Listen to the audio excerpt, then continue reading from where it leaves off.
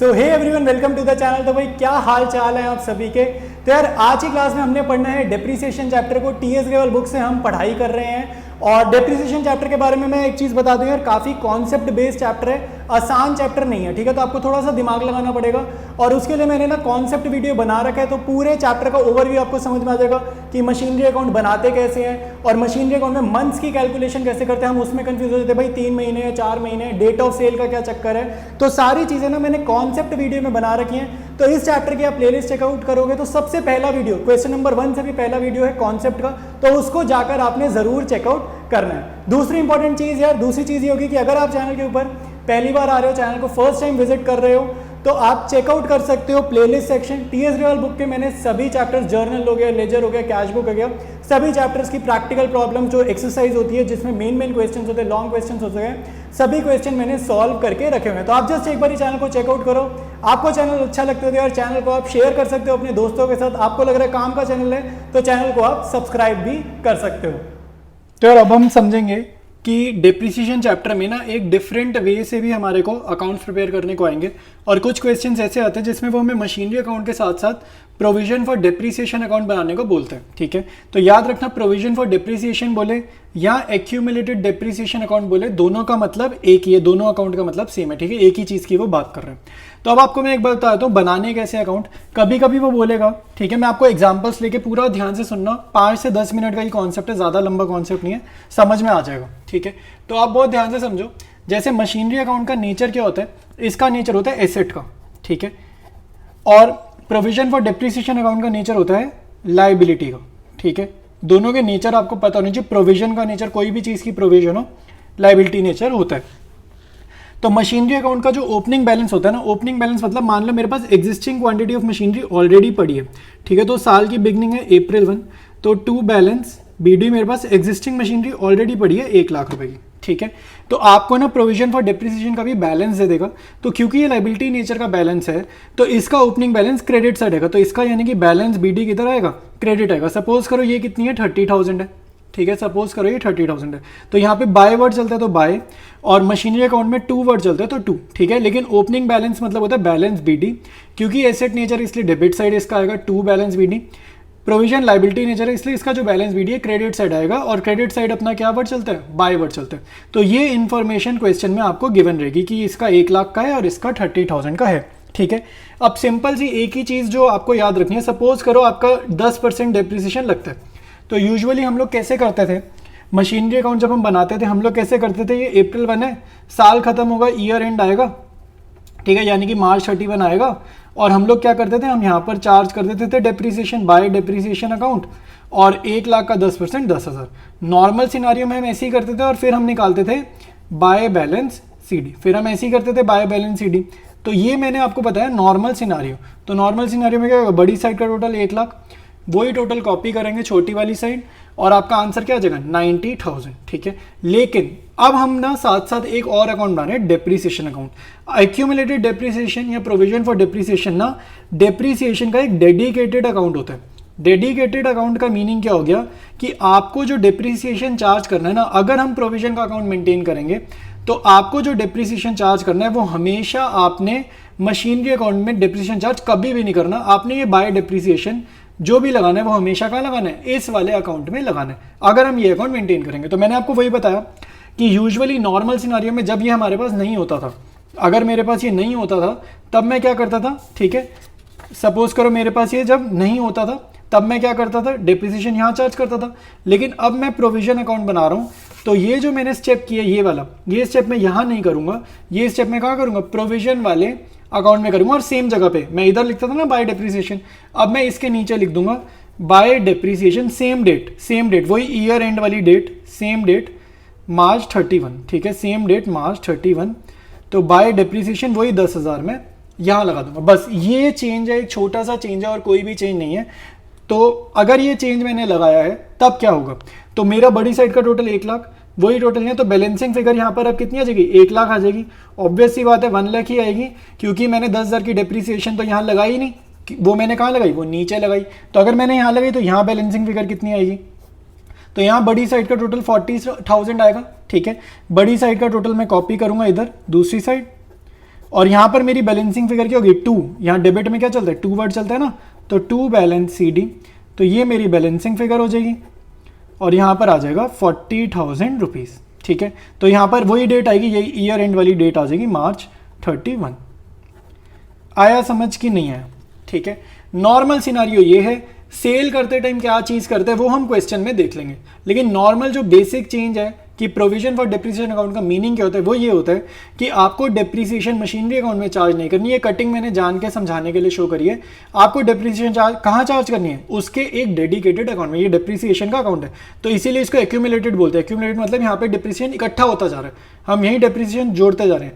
तो ये 30,000 का क्या मीनिंग था कि अब तक मशीनरी पे 30,000 का डेप्रिसिएशन लग चुका है। इसका क्या मीनिंग है कि 10,000 का और लग गया तो ये प्लस हो गया, तो यानी कि इस साल के एंड तक अब तक टोटल 40,000 का डेप्रिसिएशन लग चुका है पिछले सारे सालों का मिला के। इस साल का 40,000 नहीं है, पिछले सारे सालों की डेप्रिसिएशन अगर जोड़ देंगे तो 40,000 लगी है और इस साल सिर्फ 10,000 की और लगी है।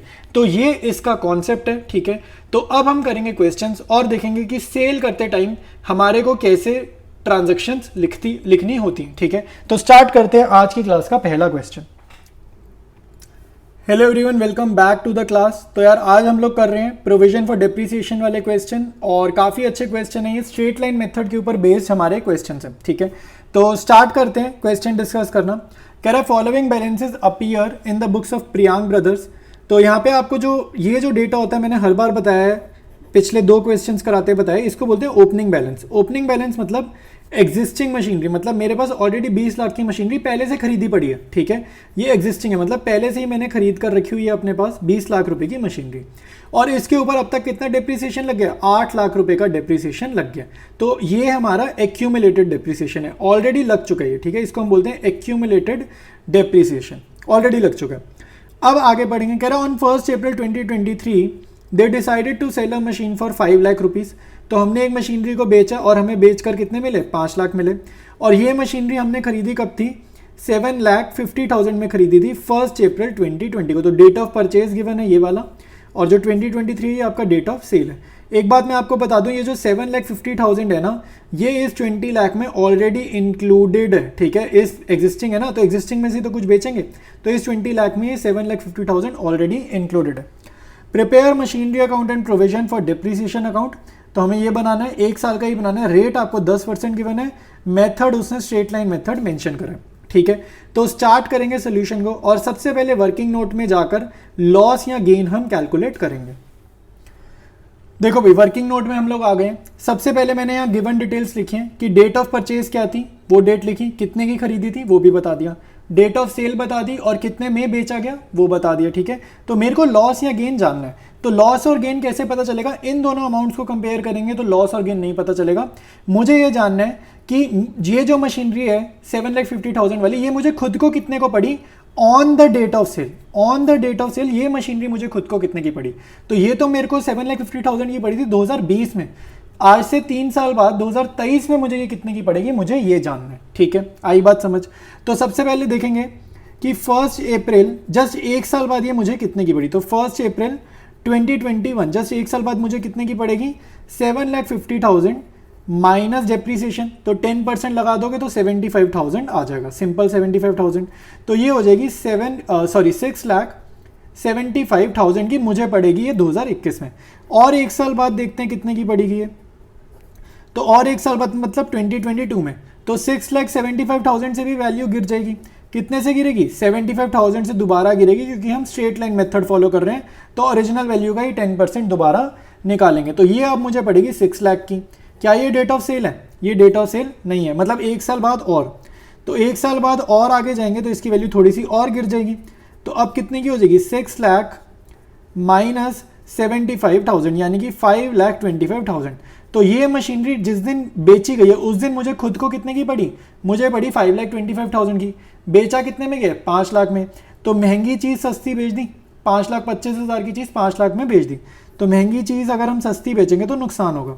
तो loss on sale of machinery कितना होगा, इनका डिफरेंस। तो 5,25,000 माइनस 5 लाख, तो मुझे नुकसान हो गया 25,000 रुपीज़ का। आई बात समझ में। अब क्योंकि हम प्रोविजन फॉर डेप्रिसिएशन वाला कर रहे हैं, तो जो भी हमारी सोल्ड मशीनरी होती है उसमें लाइफ टाइम का कितना डेप्रिसिएशन है, तो depreciation of life time on sold machinery, ये जानना बड़ा ज़रूरी होता है क्योंकि यही जो है ये वो वैल्यू है जो हमारे मशीनरी अकाउंट में जाएगी। लाइफ टाइम की डेप्रीसिएशन, ये कीवर्ड होता है प्रोविजन वाले क्वेश्चन का ना, लाइफ टाइम की डेप्रीसिएशन निकालते हैं। तो 75,000 और 75,000, तो ये 3 बार लगा है ना, ये लाइफ टाइम की डेप्रीसिएशन है। तो इन तीनों को ऐड करेंगे, 75,000 प्लस 75,000 प्लस 75,000, यानी कि 75,000 इंटू 3 विच इज़ 2,25,000। तो ये लाइफ टाइम की डेप्रीसिएशन है। तो ये वो वैल्यू है जो हमारे मशीनरी अकाउंट में जाएगी। ये 5 लाख में बेचा गया, ये भी हमारे मशीनरी अकाउंट में जाएगा, और ये जो लॉस है ये भी हमारे मशीनरी अकाउंट में जाएगा। बेसिकली ये जो बॉक्स है, इस बॉक्स में जो भी डेटा है ये सारा हमारा मशीनरी अकाउंट में जाने वाला है, ठीक है। तो ये इंपॉर्टेंट था, वर्किंग नोट था। अब हम चलते हैं, प्रिपेयर करेंगे अपना फॉर्मेट, स्टार्ट करेंगे सोल्यूशन। तो ये मशीनरी अकाउंट है, सबसे पहले ओपनिंग बैलेंस लिखेंगे 2023 अप्रैल 1। एसेट नेचर का अकाउंट है इसलिए ओपनिंग बैलेंस आएगा डेबिट साइड पे, तो टू बैलेंस बीडी। ये 20 लाख हमें क्वेश्चन में गिवन है, तो 20 लाख हम यहाँ पर लिखेंगे। Provision for depreciation liability nature का अकाउंट है, तो इसका ओपनिंग बैलेंस क्रेडिट में आएगा, तो बाय बैलेंस बीडी, ठीक है। यहाँ बाय वर्ड चलता है और डेबिट में टू वर्ड चलता है। तो ये हमारे पास कितना है, 8 लाख रुपीज़, तो ये 8 लाख का यहाँ पर आ जाएगा, और डेट वही आएगी 2023 अप्रैल 1। अब आपको याद होगा जब भी कोई सेल करते हैं तो सेलिंग की ट्रांजैक्शन इधर आती है, क्रेडिट में आती है। तो 2023 अप्रैल 1 को हम सेल करेंगे, तो सेल करने पे 3 ट्रांजैक्शंस आती हैं। एक आता है बाय बैंक कि कितने में बेचा हमने मशीनरी को, फिर आता है बाय लॉस कि बाय लॉस मतलब कितना लॉस हुआ मशीनरी बेचते टाइम, और फिर हम लिखते हैं डेप्रीसिएशन। अब तक तो प्रैक्टिस होगी प्रोविजन वाले में खाली डेप्रीसिएशन नहीं लिखते, हम लिखते हैं प्रोविजन फॉर डेप्रीसिएशन। और यहाँ कितना डेप्रीसिएशन जाता है, लाइफ टाइम वाला, 1 साल का नहीं जाता, यहाँ लाइफ टाइम वाला डेप्रीसिएशन जाता है सोल्ड मशीनरी पे, ठीक है। तो सोल्ड मशीनरी पे लाइफ टाइम डेप्रीसिएशन कितना है, ये हमने अभी अभी निकाला था 2,25,000। नुकसान कितना हुआ है, वर्किंग नोट में हमने अभी निकाला 25,000, और इसको बेचा कितने में गया है, क्वेश्चन में हमें बताया गया है इसको हमने बेचा है 5 लाख रुपीज़ में। तो क्वेश्चन से देखकर आप ये वैल्यू लिख लोगे 5 लाख, ठीक है। तो ये सोल्ड मशीनरी से रिलेटेड डेटा था। इसके बाद देखो ये जर्नल बनानी सीखो, ये अकाउंट है, ये मशीनरी का अकाउंट है। तो ये जो है ना 2,25,000 वाली, इसकी जर्नल अगर मैं रीड करूं यहाँ से तो मैं ये बोलूँगा provision for depreciation debited to machinery. अगर मैं इस अकाउंट में से जर्नल निकालूंगा तो यही जर्नल निकलेगा ना, provision for depreciation account debited to machinery, यही निकलेगा। और अमाउंट कितना है 225K, ठीक है, 2,25,000, ठीक है। तो ये वाला अमाउंट मैंने यहाँ लिखा 225K, तो ये मेरी जर्नल निकली। अब आप समझोगे, एक बात समझो, ये जो जर्नल है provision for depreciation to machinery, ये नीचे इस प्रोविजन फॉर डेप्रीसिएशन में भी तो इसका इफेक्ट शो होगा। अगर जर्नल, हम लेजर चैप्टर में यही तो समझे थे कि अगर कोई जर्नल बनाओ और लेजर बनाएंगे तो दो अकाउंट में इफेक्ट आता है। इस जर्नल का इफेक्ट कहाँ आएगा, एक प्रोविजन फॉर डेप्रीसिएशन अकाउंट में और एक मशीनरी अकाउंट में। तो ये जो जर्नल है इसका इफेक्ट मशीनरी में तो दिख रहा है, लेकिन प्रोविजन फॉर डेप्रीसिएशन में कहीं पर भी नहीं दिख रहा, तो उसका इफेक्ट हम यहाँ शो करेंगे। तो प्रोविजन फॉर डेप्रीसिएशन में क्या लिखेंगे, टू मशीनरी, कॉपी पेस्ट करा, टू मशीनरी, ठीक है। अमाउंट के कॉलम में अमाउंट लिखेंगे 2,25,000, और यहाँ पे डेट के कॉलम में सेम डेट डालेंगे जो यहाँ डेट दिख रही है। तो यहाँ क्या दिख रहा है, अप्रैल 1 2023, तो 2023 अप्रैल 1, ठीक है। तो ये हमने कंप्लीट इफेक्ट शो कर दिया है सारी चीज़ों का। अब जस्ट एक काम रह गया अकाउंट्स को क्लोज करने वाला, अकाउंट्स को क्लोज करेंगे, ठीक है। तो अकाउंट्स को कैसे क्लोज करते हैं आप समझो ज़रा। मशीनरी अकाउंट तो आपका नॉर्मली क्लोज हो जाएगा, क्योंकि मशीनरी अकाउंट इसलिए क्लोज हो जाएगा क्योंकि जितना भी डेप्रीसिएशन है ईयर एंड पे, तो ईयर एंड करते हैं, तो अप्रैल 1 2023 है, तो 2024 मार्च 31 ईयर एंड होगा। तो मैंने आपको हमेशा बताया कि डेप्रीसिएशन चैप्टर में ईयर एंड खाली ऐसे ही नहीं कर सकते, आपको डेप्रीसिएशन चार्ज करना होगा, ठीक है। लेकिन क्योंकि हमारा प्रोविजन का अकाउंट बना हुआ है, तो इसलिए जो डेप्रीसिएशन चार्ज होगा ईयर एंड का वो आपका प्रोविजन वाले अकाउंट में होगा, ना कि मशीनरी वाले अकाउंट में, ठीक है। तो मशीनरी अकाउंट में आप डायरेक्टली बाय बैलेंस सीडी निकाल दोगे, और प्रोविजन आप यहाँ पर, ठीक है, यहाँ पर प्रोविजन वाले अकाउंट में आप डेप्रीसिएशन चार्ज करोगे एग्जिस्टिंग मशीनरीज में, ठीक है। मैं एक एक वर्ड जो बोल रहा हूँ बहुत इंपॉर्टेंट है, बहुत ध्यान से सुनो, स्किप करके सुनोगे समझ में नहीं आएगा क्योंकि क्वेश्चन भी कॉम्प्लिकेटेड है, ठीक है। तो यहाँ पर डेप्रीसिएशन लगेगा एग्जिस्टिंग मशीनरी पे।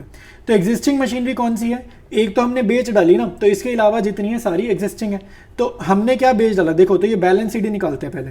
तो 20 लाख की थी, तो 20 लाख, बड़ी साइड का टोटल 20 लाख, तो 20 लाख में से इन तीनों आइटम्स को अगर मैं माइनस करूंगा तो मेरा आंसर आएगा 12,50,000, ठीक है।